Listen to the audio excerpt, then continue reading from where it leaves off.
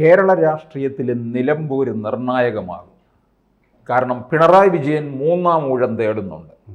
ആ മൂന്നാം ഊഴം തേടുന്നതിന് ഇത് ഏത് തരത്തിൽ അവർക്ക് അനുകൂല സാഹചര്യം ഉണ്ടാക്കും നിലമ്പൂര്. UDF-നെ സംബന്ധിച്ചിടത്തോളം നിലമ്പൂരിൽ നിന്ന് 2026 പച്ചക്കൊടി കിട്ടുമോ? ഇതാണ് പച്ചക്കൊടി ഇപ്പോൾ കിട്ടി കയ്യിലെടുത്ത് കൊടുത്തിരിക്കുകയാണ്. VD സതീശനും കൂട്ടരും കൂടെ കോൺഗ്രസ്സുകാർ പച്ചക്കൊടി എടുത്ത് കയ്യിൽ കൊടുത്തിരിക്കുക. ഇനിയിപ്പോൾ വേറെ മാർഗ്ഗമൊന്നുമില്ല, പച്ചക്കൊടി കയ്യിൽ കൊടുത്തിരിക്കുക. തങ്ങൾക്ക് പാർട്ടി ഭരിക്കാനും അറിയത്തില്ല, നാട് ഭരിക്കാനും അറിയത്തില്ലെന്ന് ഒരിക്കൽ കൂടി കോൺഗ്രസ് തെളിയിച്ചിരിക്കുക. പാർട്ടി എങ്ങനെ അടങ്ങുക, അവരുടെ നയങ്ങൾ അപ്പാടി പാടി കണ്ടു. ഇതിപ്പോൾ കണ്ടില്ലേ, ഇപ്പോൾ നിലമ്പൂരിലെ ജനങ്ങളെല്ലാം സ്വമനസാല ഇവർക്ക് വോട്ട് ചെയ്യാൻ വേണ്ടി തയ്യാറായിരിക്കുകയായിരുന്നു. നിരാശപ്പെടുത്തി വിജയനാഥെ, വളരെ നിരാശപ്പെടുത്തി. ഞാനുൾപ്പെടെ ഒരു ഭരണവിരുദ്ധമായിട്ട് തരംഗത്തിൻ്റെ ഒരു സൂചകം അവിടെ നിന്ന് കിട്ടട്ടെ എന്ന് വിചാരിച്ചിരുന്നതാണ് ഞാൻ. കോൺഗ്രസ്സുകാരനായതുകൊണ്ടോ കോൺഗ്രസിനോട് പ്രതിബദ്ധതയുള്ളതുകൊണ്ടോ കോൺഗ്രസ് നല്ല രീതിയിലുള്ള ഒരു പാർട്ടിയാണെന്ന് വിചാരിച്ചിട്ടല്ല, നിവൃത്തികേട് കൊണ്ട്.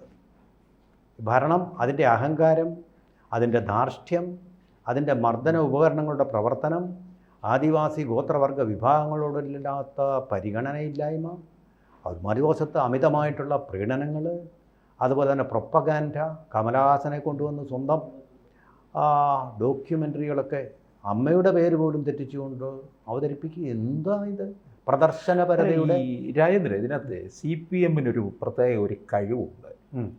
ഇപ്പോൾ KG ശങ്കരപ്പിള്ളയുടെ ഒരു കവിതയിൽ പറഞ്ഞിരിക്കുന്നത് പോലെ പറഞ്ഞ് ആണ് സാർ കടൽ ഇത്ര വലുതായത് എന്ന് പറഞ്ഞതുപോലെ ഈ പറഞ്ഞ് ഇതങ്ങ് പൊലിപ്പിക്കാൻ ഇവർക്ക് നന്നായിട്ട് അറിയാം. അതെ, ആ പൊലിപ്പിക്കുമ്പോൾ അതിൽ ജനം വീഴും. ഇപ്പം നമ്മൾ കഴിഞ്ഞ 4 വർഷത്തെ ഈ പ്രവർത്തനങ്ങളെന്ന് പറഞ്ഞ് ഇവരിവിടെ കൊട്ടിഘോഷിക്കുകയാണ്. ഇത് മുഴുവൻ കണ്ട് ജനം അന്തം വിടുകയാണ്. ഇത്രയും നല്ല, അപ്പം തുടരും എന്നുള്ള പരസ്യത്തോടു കൂടി ഇവർ മുമ്പോട്ട് പോവുകയുമാണ് ചെയ്യുന്നത്. അല്ല, മാർക്കറ്റിങ്ങിൽ ഒരു തന്ത്രമുണ്ട് വിജയനാഥ്. അതായത് എങ്ങനെയാണ് പാക്കിംഗ്, കണ്ടന്റ് എന്ന് പറയുന്നത് ഇത്തിരി മോശമായാലും കുഴപ്പമില്ല, മോശമായിക്കോട്ടെ, അതായത് പാക്കിംഗ് സൂപ്പറായിരിക്കണം. ഇങ്ങനെയാണ് ഇപ്പം മാർക്കറ്റിംഗ് നടക്കുന്നത്. അതുപോലൊരു മാർക്കറ്റിംഗ് ആണ് ഇപ്പോൾ ഈ ഭരണത്തെക്കുറിച്ച് നടന്നുകൊണ്ടിരിക്കുന്നത്. EMS-ൻ്റെ കാലത്ത്, EK നായനാരുടെ കാലത്ത്, അതുപോലെ തന്നെ VS അച്യുതാനന്ദൻ്റെ കാലത്ത് ഇതുപോലൊരു മാർക്കറ്റിംഗ് നമ്മൾ കണ്ടിട്ടുണ്ടോ? അതിൻ്റെ ആവശ്യമില്ല. അവർ ചെയ്യുന്ന എൻ്റെ ജീവിതമാണ് എൻ്റെ സന്ദേശമെന്ന് പറഞ്ഞ മഹാത്മാഗാന്ധിയെ പോലെ തന്നെ എൻ്റെ പ്രവൃത്തിയാണ് എൻ്റെ സന്ദേശമെന്ന് പറഞ്ഞ നേതാക്കന്മാരാണ് ഉണ്ടായിരുന്നത്. മറ്റെന്ത് അഭിപ്രായ വ്യത്യാസങ്ങൾ അവരെക്കുറിച്ച് നമുക്കുണ്ടാകാമെങ്കിലും അവർ ഈ പാതയിലൂടെയാണ് നടന്ന് മുന്നോട്ട്. പബ്ലിസിറ്റിക്ക് വേണ്ടിയല്ല. പബ്ലിസിറ്റിക്ക് മുമ്പിൽ ഞെളിഞ്ഞിരിക്കുക എന്ന് പറയുന്നത് ഒരു അധമവൃത്തിയാണ്, സംശയമൊന്നുമില്ല. അങ്ങനെ ചെയ്യുന്ന ആരാ? ഒന്നും ചെയ്തിട്ടില്ലാത്ത ആൾക്കാരാണ് ഈ പബ്ലിസിറ്റി. കണ്ടൻറ്റ് മോശമായിരിക്കുമ്പോഴാണ് നമ്മൾ പാക്കേജ് കൂടുതൽ മനോഹരമാക്കാൻ വേണ്ടി ശ്രമിച്ചിരിക്കുന്നത്. അത് ഇൻവേഴ്സ്ലി പ്രൊപ്പോർഷണലാണ്. അതാണിപ്പോൾ നമ്മൾ നടന്നുകൊണ്ടിരിക്കുന്നത്. വ്യക്തമാണ്. എവിടെയാണ് അടിസ്ഥാന പ്രശ്നങ്ങൾ പോലും പരിഹരിക്കാൻ ഇടതുപക്ഷ ഗവൺമെൻറ്റിന് കഴിഞ്ഞിട്ടുണ്ടോ? നമ്മുടെ ആദിവാസി ഗോത്രവർഗ വിഭാഗക്കാരോടുള്ള പോലീസിൻ്റെ മനോഭാവം, ജനങ്ങളുടെ മനോഭാവം ഇവിടെ നിൽക്കട്ടെ. നിങ്ങൾ ഈ ചാതുർവർണ്ണ്യമെന്നൊക്കെ പറയുമ്പോഴും നിങ്ങൾ ഭരിക്കുന്ന നിങ്ങളുടെ മർദ്ദന ഉപകരണമായിട്ടുള്ള പോലീസിൻ്റെ മനോഭാവം മാറ്റാൻ കഴിഞ്ഞിട്ടുണ്ടോ? ആദിവാസിക്ക് അടി കൊണ്ടാലും അത് പ്രശ്നമല്ല. He need not live with dignity and decency. നമ്മുടെ ഭരണഘടനയെപ്പറ്റി അവർ ആണയിടുന്നുണ്ടല്ലോ. ആ ഭരണഘടന ഉറപ്പു നൽകുന്ന ഡീസൻസിയോടുകൂടി ജീവിക്കാനുള്ള അവകാശം നിങ്ങൾ കേരളത്തിൽ ഉറപ്പു നൽകുന്നുണ്ടോ? അടിസ്ഥാനപരമായിട്ട് മൗലികമായിട്ട് അവകാശം ഒരു പൗരൻ്റെ ഡീസൻസിയോടുകൂടി ജീവിക്കുക, അവനെ കയറിട്ട് കെട്ടുക, ആ കയറിട്ട് കെട്ടി അവന് പീഡനം അനുഭവിക്കുമ്പോൾ ആ പീഡനത്തെക്കുറിച്ച് അന്വേഷണം നടത്തി അവരെ അറസ്റ്റ് ചെയ്യാതെ കാലം കഴിക്കുക. പിന്നെ അവർ സമ്മർദ്ദം വരുമ്പോൾ, അതുപോലെ തന്നെ സംശയത്തിൻ്റെ പേരിൽ ഒരു ആദിവാസി അല്ലെങ്കിലും പട്ടികജാതി വിഭാഗത്തിൽപ്പെട്ട സ്ത്രീയെ പിടിച്ച് ലോക്കപ്പിലിട്ടിട്ട് ലോക്കപ്പിന് മുമ്പിലാണ്, ലോക്കപ്പല്ല വസ്തുതാപരമായിട്ട്, വെള്ളം കുടിക്കാൻ ചോദിക്കുമ്പോൾ യൂറിൻ ഷെഡിലോട്ട് പോകാൻ പറയുക. ഇതൊക്കെ ചെയ്യുന്ന കമ്മ്യൂണിസ്റ്റുകാർ അനുഭവിച്ചിട്ടുണ്ട് ഈ കൊടിയ പീഡനങ്ങൾ. ആ അനുഭവിച്ച ആൾക്കാർ തന്നെ പട്ടികജാതിക്കാർക്ക് മേരെ ഇതേ പീഡനങ്ങൾ തന്നെ പ്രയോഗിക്കുന്നൊരവസരം. അതുപോലെ തന്നെ യാതൊരു ബാലൻസുമില്ലാത്ത വിധം ചില വിഭാഗം PSC അതുപോലെ പേഴ്സണൽ സ്റ്റാഫ് ഇവരുടെ ശമ്പളം കൂട്ടിക്കൊടുത്തുകൊണ്ടിരിക്കുകയും പാവപ്പെട്ട ഈ കോവിഡ് കാലത്ത് കേരളത്തിന് അഭിമാന ചിഹ്നമായി മാറിയ ആശാ വർക്കർമാർക്ക് അവരെ ആക്ഷേപിക്കുകയും അധിക്ഷേപിക്കുകയും ചെയ്തുകൊണ്ട് അവർക്ക് 5 പൈസ പോലും കൂട്ടിക്കൊടുക്കുകയില്ല എന്നൊരു പിടിവാശി എടുക്കുകയും ചെയ്യുന്ന ആ മാടമ്പി മനോഭാവം. ആ അവസരത്തിൽ വേറൊരു കാര്യം കൂടി ഓർക്കണം. ഈ കഴിഞ്ഞ ദിവസം NGO യൂണിയൻ്റെ സമ്മേളനത്തിൽ വെച്ച് മുഖ്യമന്ത്രി പറഞ്ഞ എന്താണ്? ശമ്പള കമ്മീഷൻ വരുന്നുണ്ട്, അത് കൃത്യസമയത്ത് തന്നെ അത് ചെയ്തിരിക്കും എന്ന് ഏത് മുന്നണി വന്നാലും കാലാവധി പൂർത്തിയാക്കുന്നതിന് മുമ്പായിട്ട് ശമ്പള കമ്മീഷൻ കൃത്യമായിട്ട് കൊടുക്കും. കേരളത്തിലുള്ള 7.5 ലക്ഷം സർക്കാർ ജീവനക്കാരുടെയോ അവരുടെ കുടുംബത്തിൻ്റെയോ വോട്ട് മുഴുവൻ ഇവരുടെ പാട്ടിലാക്കുക എന്നുള്ളതാണ്. ഇത് തന്നെയാണ് അവരുടെ നയം. ഇങ്ങനെ തന്നെയാണ് കേന്ദ്ര നയം അവരുടെ.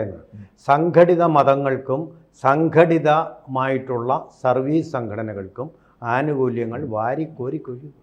കേന്ദ്രം പോലും കൊടുക്കുന്നില്ല. 10 വർഷം കൂടുമ്പോഴാണ് ഇവിടെ ശമ്പള കമ്മീഷൻ. ഇവിടെ 5 വർഷം കൊടുക്കുമ്പോൾ ധനകാര്യ വിദഗ്ധരൊക്കെ തന്നെ പറയാറുണ്ട് 10 വർഷം കൂടുമ്പോൾ മതി ശമ്പള കമ്മീഷൻ എന്ന്. ഇത് അധികാര പ്രമത്തതയല്ലേ, ധനകാര്യ പ്രമത്തതയല്ലേ? ജനങ്ങളുടെ പണം, നികുതി പണം എടുത്ത് ധൂർത്തടിച്ച് നശിപ്പിച്ച് കളയുന്നതിൻ്റെ തിളങ്ങും. എന്നാൽ ഈ ശമ്പള കമ്മീഷൻ നടപ്പാക്കിയോ?